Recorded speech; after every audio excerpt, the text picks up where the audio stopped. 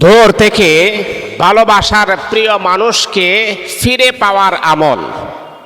যে ভালোবাসার মানুষটা আপনার অন্তরের ভিতরে কষ্ট দিয়ে সে আপনার কাছ থেকে চলে গেছে, এখন সে আর আপনার সাথে কোনো যোগাযোগ করে না, এমনকি আপনার নাম্বারটা পর্যন্ত ব্ল্যাক লিস্টে ফালিয়ে রাখছেন। যেই মানুষটাকে আপনি এত ভালোবাসতেন, যেই মানুষটাকে আপনি এত মোহাব্বত করলেন, যেই মানুষটার জন্যে আপনি অনেক কিছু স্যাক্রিফাইস করেছেন। অনেক পুরুষেরা যখন তাদের ভালোবাসার স্টোরি যখন বলে, নিজের কাছেও খারাপ লাগে, এতটাই স্যাক্রিফাইস করলেন এই নারীর জন্যে, আর অবশেষে সেই নারী আপনাকে ধোঁকা দিয়েছে। হুজুর আরও শোনেন, আমি একটা চাকরি করতাম, একটা জব করতাম, সেই জবটা পর্যন্ত আমি ছেড়ে দিয়েছি, কারণ সে আমাকে যে কোনো সময় যে কোনো মুহূর্তে আমাকে ডাকতো আর বলতো এই মুহূর্তে আমাকে সময় দিতে হবে, আমার কাছে আসতে হবে, তোমাকে নিয়ে আমি এখানে যাব সেখানে যাব। তার মন রাখার জন্যে, তার মন জয় করার জন্যে আমি আমার এত সুন্দর একটা গোছালো চাকরি পর্যন্ত আমি ছেড়ে দিয়েছি। কিন্তু আমার কি হয়েছে, আমার একটা ধারণা ছিল যে হুজুর তাকে আমি হারামভাবে বুক করতে চাই না, হালালভাবে তাকে আমি গ্রহণ করতে চাই। আমার লাইফে, আমার জীবনে অনেক সুযোগ ছিল, তার সাথে আমি ইচ্ছে করলে যে কোনো মুহূর্তে আমি এই যে অপকর্ম করতে পারতাম, কিন্তু আমি করি নাই আল্লাহর ভয়ে, যে আমি তাকে হালালভাবে আমি পেতে চাই। তাহলে কি হয়েছে হুজুর, আজকে কয়েকদিন যাবত সে আমার সাথে আর কোনো যোগাযোগ রাখে না। আমি যখন তাকে ফোন দিয়ে বিরক্ত করি, তখন আমার নাম্বারটা পর্যন্ত ব্ল্যাক লিস্টে ফালিয়ে রাখছেন। আমি আমার ওই সমস্ত যুবক ভাইদেরকে বলি, ওই সমস্ত যুবতী বোনদেরকে আমি বলি, এক বোন তো, আমি তো এক বোনের কথা শুনে হতাশ হয়ে গেলাম যে 1,75,000 টাকা খরচ করেছে শুধু তার প্রেমিককে পাওয়ার জন্য। আচ্ছা, আমি আপনাদের কাছে আমার একটা প্রশ্ন হচ্ছে, যেই নারীটা একটা ছেলেকে পাওয়ার জন্যে 1,75,000 টাকা খরচ করে, ওই নারীটা ওই ছেলেটাকে কেমন ভালোবাসে? আসলে এখনো বাস্তবমুখী ভালোবাসা আছে, যদিও সেটা সবচাইতে বেশি এটা মিথ্যা, এবং এই ভালোবাসাটা মানুষকে ধোঁকা দেয়। কিন্তু এখনো হাজারো মানুষের ভিড়ে একটা ভালো এবং পবিত্র একটা সম্পর্ক আছে। কারণ অনেক মানুষ আছে আল্লাহর ভয়ে ওই নারীটাকে ভালোবাসে, কিন্তু তার সাথে অপকর্ম লিপ্ত হতে চাই না। ওই পুরুষটা ওই নারীটাকে ভালোবাসে কিন্তু অপকর্ম করতে চাই না, ওই নারীটা এই পুরুষটাকে ভালোবাসে কিন্তু অপকর্ম করতে চাই না। কারণ তারা জানে যে বিবাহের আগে অপকর্ম করলে এটার জন্যে আল্লাহ পাকের কাঠ করায় আমাকে আপনাকে হিসাব দিতে হবে। এখন আপনার ভালোবাসার মানুষ যদি আপনার কাছ থেকে চলে যায়, তাহলে বাবা আল্লাহ তাআলার কোরআন জানিয়ে দিয়েছেন, না হতাশ হওয়ার কোনো কারণ নাই, টেনশন করার কোনো কারণ নাই। দুনিয়ার সবাই আপনাকে ধোঁকা দিতে পারে, কিন্তু আল্লাহ পাকের কোরআন কখনো কোনো বান্দাকে, কোনো বান্দিকে কখনো প্রতারণা দেই না, ধোঁকা দেই না। সুন্দর একটা পথ আমার আল্লাহ দেখিয়ে দেন।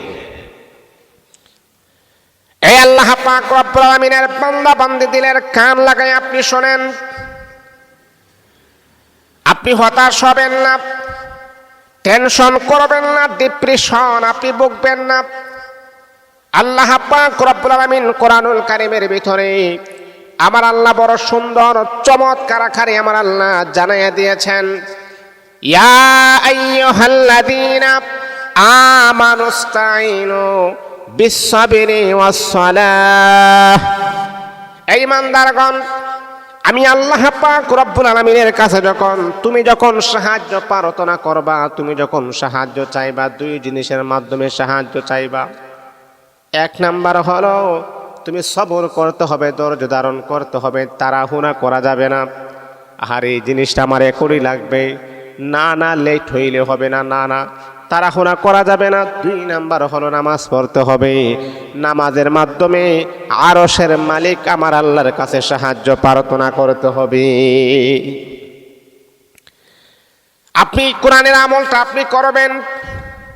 যদি আপনার ভালোবাসার মানুষ যদি আপনার সাথে প্রতারণা করে, চেট করে, তাহলে আপনি আল্লাহ পাক রব্বুল আলামিনের কোরআনের আমলটা আপনি করবেন, 5 ওয়াক্ত নামাজ পড়বেন, তারপরে আপনি ধৈর্য ধারণ করে আমলগুলো আপনি করবেন। ফজরের নামাজের পরে করবেন অথবা এশারের পরে করবেন।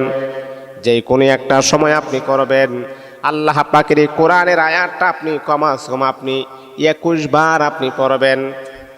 কুল ইন কুনতুম তুহিব্বুনাল্লাহ ফাত্তাবিউনি ইউহিব্বুকুমুল্লাহ ওয়া ইয়াগফির লাকুম যুনুবাকুম ওয়াল্লাহু গফুরুর রহিম।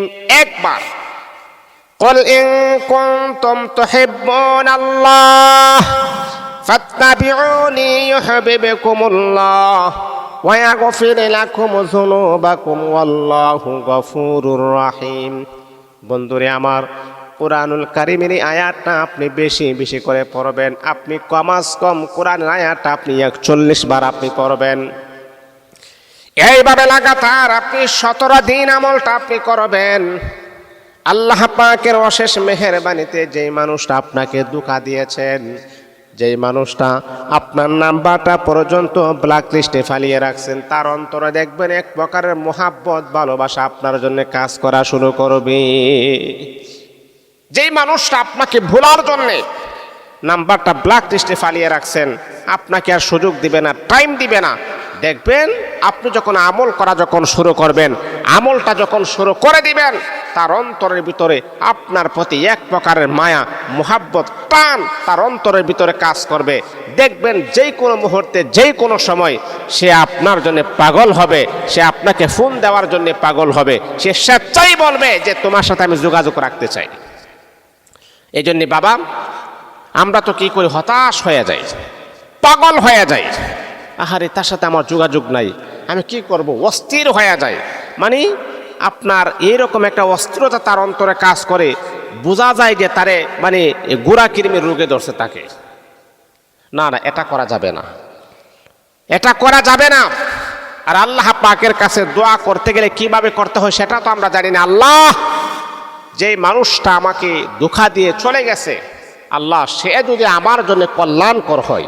দেখেন, দোয়া করার সিস্টেমটা আমরা অনেকেই জানি না। আল্লাহ, তার জন্য আপনি দোয়া করবেন, তাকে আপনি দোয়ার মাঝে চাইবেন, সমস্যা নাই, কিন্তু আপনি কিভাবে চাইবেন? আল্লাহ, সে যদি আমার জন্য কল্যাণকর হয়, আমার জন্য সুফল হয়, আমার জন্য ভালো হয়, আল্লাহ তাকে তুমি আমার জীবন সাথী বানাইয়া দাও। আর যদি আমার জন্য কল্যাণকর না হয়, সুফল না হয়, তাহলে তার কাছ থেকে আমাকে তুমি বিদায় করে দাও। আল্লাহ, তুমি আমার জন্য একটা সফলতার কল্যাণকর একজন নারীর ব্যবস্থা করে দাও। আমরা কি করি জানেন? আমরা এক গুইরে আমি দোয়া করি, তাকেই লাগবে, তাকেই লাগবে, তাকেই লাগবে।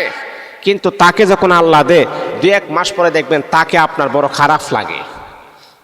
তা আল্লাহর কাছে চাওয়ার যে একটা জিনিস, সেটা আমরা অনেকেই জানি না। আপনি যে দোয়ার মাঝে বলছেন যে তাকেই লাগবে, আল্লাহ বলতেছেন এসে তো ভালো না, তাকে দিয়ে তোমার সংসার তো হবে না। আপনি তারপরে বলতেছেন তাকেই লাগবে, তাকেই লাগবে। আল্লাহ বলে যা, তোকে আমি দিলাম, পরে টেলা বুঝিস। যখন তাকে দিছে, তখন আপনি কয়েক মাস সংসার করার পর আপনি দেখতেছেন আপনি যে একটা জিন্নাতের সাথে সংসার করতেছেন, আপনি যে একটা হবিসের সাথে সংসার করতেছেন, তখন কিন্তু সংসার ভাঙ্গার একটা পালা চলে আসছে। তখন বাবা টেলা বুঝবেন, 5 লক্ষ টাকা কাবিন, এখন কাবিনের টাকা দিয়ে তাকে আপনি ছেড়ে দেন। এই জন্যেই দোয়া করার যে একটা প্রসেস, দোয়া করার যে একটা নিয়ম, সেই নিয়মটা আমরা হারিয়ে ফেলেছি। ওইভাবে আপনি দোয়া করবেন। আল্লাহ আমাদের সবাইকে যেন দিনের জন্যে সঠিক বুঝ যেন আমাদেরকে দান করেন।